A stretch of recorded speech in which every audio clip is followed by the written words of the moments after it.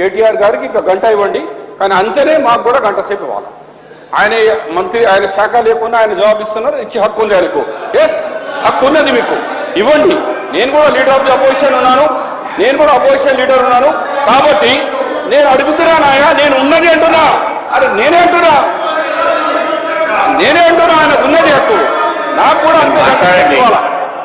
అధ్యక్ష, డెఫినెట్ గా అంటున్నా, నా రికార్డ్, ఈ ప్రభుత్వం రైతులకు, ఆత్మహత్య చేసే రైతులకు వాళ్లకు ఎస్కరేషన్ ఇచ్చేందుకు ఫెయిల్ అయిపోయింది, భరోసా ఇప్పించేందుకు ఫెయిల్ అయిపోయింది.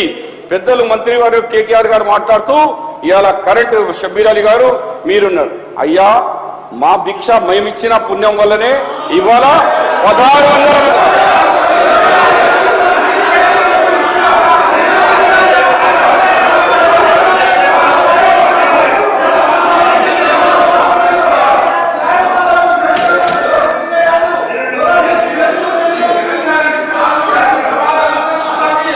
Silent, please.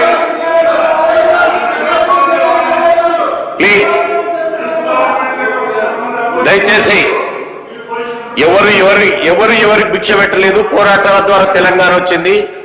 దయచేసి ఆ విషయాన్ని గుర్తిస్తే మంచిది. అధ్యక్ష, నేనేమంటున్నానంటే ఎస్ చెప్తాను బరాబర్.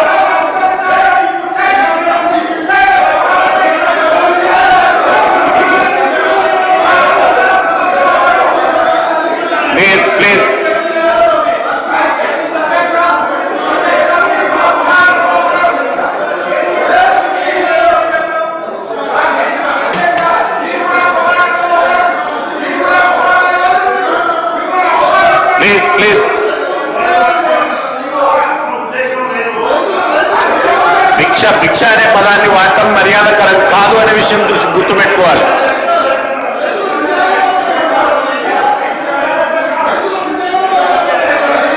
ఆ పదం మంత్రి గారు. సార్, స్పీకర్ సార్, నిన్ననేమో శాసనసభలో అక్కడ ప్రతిపక్ష నాయకుడేమో తెలంగాణ ఇచ్చి పొరపాటు చేసామని ఆయన అంటారు, ప్రజా ఉద్యమాలను అణిచివేసే బాగుండేదని ఆయన అంటారు. ఇక్కడ ప్రతిపక్ష నాయకుడేమో ఈరోజు మేము ఇచ్చిన భిక్ష అని వీరంటారు. అధ్యక్ష, తెలంగాణ ఇందాక తమరు చెప్పినట్టు ఎవరి భిక్ష కాదు అధ్యక్ష, ఎవరి దయ కాదు. ప్రజలు పోరాటం చేస్తే పాలకుల మెడలు వంచి తెచ్చుకున్నారు ప్రజలు తప్ప ఎవరి భిక్ష, ఎవరి దయా దాక్షిణ్యాలతో తెలంగాణ రాలేదు అధ్యక్ష.